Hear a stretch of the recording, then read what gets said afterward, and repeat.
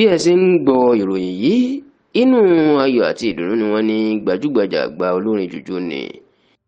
King Sunny Adégẹyè, ẹni tó pè yàn mọ̀ sí Sunny Adé. Iná mà ní bàbá wà báyìí, kódà tí wọ́n ní bàbá gẹ̀ẹ́sì nù bàbá eyín King Sunny Adé, wọn lẹ́sìn náà ò ní kọsẹ̀ o. Ìjẹ́ kí ló ṣẹlẹ̀, sí bàbá jẹ tẹ́tẹ́ ni àbí ṣọmọ bàbá kan ló ń ṣègbéyàwó? Irọ́, níbi ayẹyẹ ìgbéyàwó gbajúgbajà ọ̀dọ́mọkùnrin olórin tàkasúfèé ni David Adeleke, ẹni tó pè yàn mọ̀ sí Davido, àti ìyàwó ẹ̀ Chioma Roland Adeleke, tó wáyé ní ìlú Èkó ní gbọ̀ngàn ayẹyẹ Harbour Point lágbègbè Victoria Island ní ìpínlẹ̀ Èkó lọ́jọ́ Ìṣẹ́gun yẹn ọjọ́ Tuesday ọjọ́ 25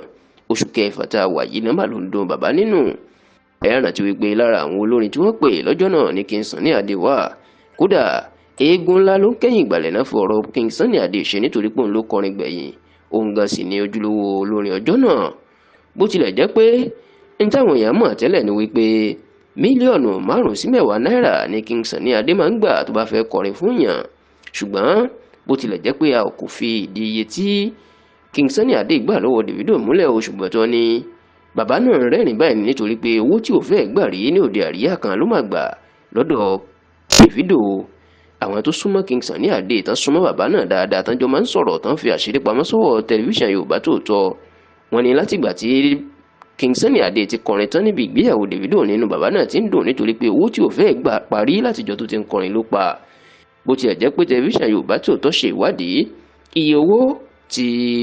Davido fún King Sunny Adé láti wá kọrin, ṣùgbọ́n tí wọ́n fìdí ẹ̀ múlẹ̀ fún wa pé owó náà kì í ṣe ọ̀rọ̀ ọgọ́rùn-ún mílíọ̀nù 100 million naira o. Wọ́n ní owó náà jù bẹ́ẹ̀ lọ dáadáa, tí wọ́n sì ní inú King Sunny Adé kàn dùn báyìí ni. Ẹ rántí wípé nínú ọ̀sẹ̀ tó kọjá ní gbajúgbajà olórin tàkasúfèé ni Ìyáǹyà